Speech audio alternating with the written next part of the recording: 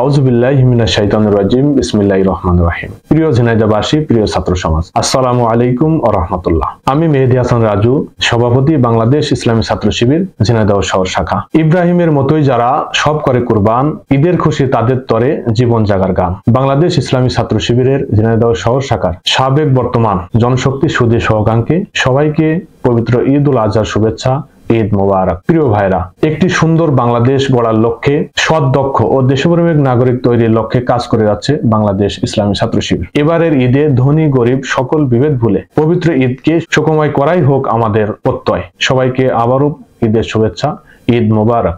তাকাব্বালাল্লাহু মিন্না ওয়া মিনকুম। বর্তমান ঝিনাইদহ টিভির সকল কলা কৌশলী এবং সাংবাদিক ভাইদেরকে পবিত্র ঈদ উল আজহার শুভেচ্ছা, ঈদ মোবারক।